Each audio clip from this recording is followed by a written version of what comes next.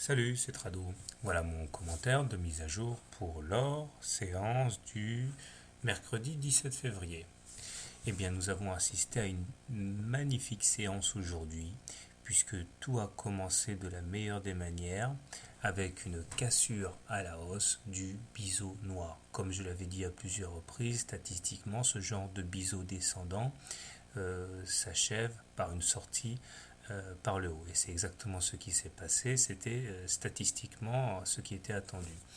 Et comme vous pouvez le voir, nous avons également un marubozu, c'est-à-dire une longue bougie comme ça, verte, avec un corps très long et des mèches basses et hautes quasiment inexistantes, ce qui montre que tout au long de la séance, il y a eu une montée en régime des forces acheteuses.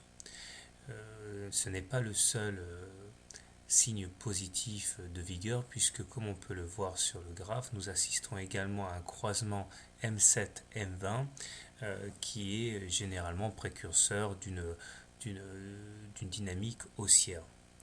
J'ai décidé de faire sauter la fourchette d'Andrews grise qui n'apportait plus grand chose étant donné que la médiane en avait déjà été ralliée. J'y ai substitué un canal jaune très étroit qui montre quelque part la force du mouvement. Une première alerte pourra être donnée lorsque l'on cassera à la baisse ce canal jaune. Paradoxalement, je dirais que si on le cassait à la hausse, ce ne serait pas forcément une bonne nouvelle. Je reviendrai là-dessus si ça se produit. La hausse d'aujourd'hui ne s'est pas arrêtée n'importe où, effectivement.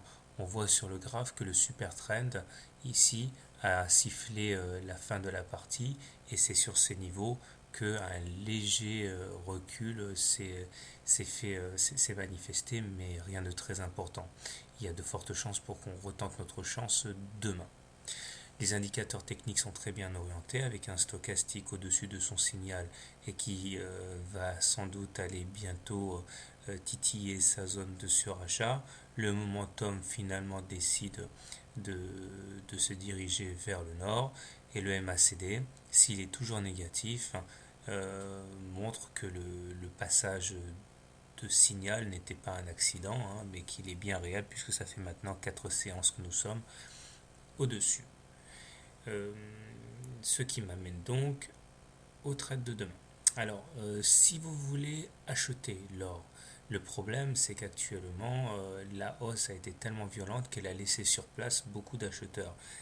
Normalement, il faudrait attendre une sorte de pullback pour entrer. Soit vous attendez un retour sur la M7 ou la M20.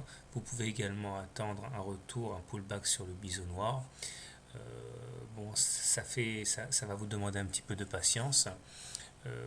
Stop loss en cas de clôture sous la M20.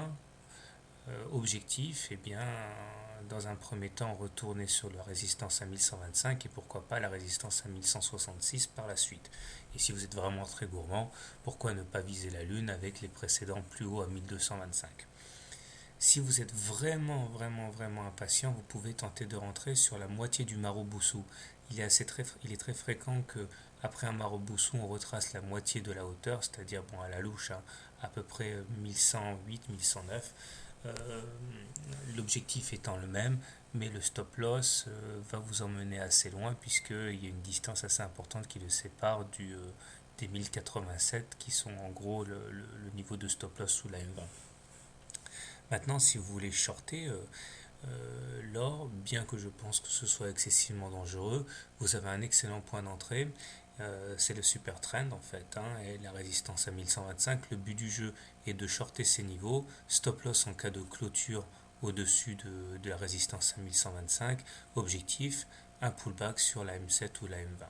Donc très bon ratio gain-risque, mais un petit peu suicidaire puisque complètement contre tendance.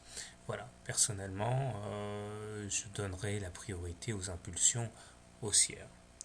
Et puis, comme d'habitude, tout ceci ne constitue pas un conseil, mais simplement ce que moi je ferai.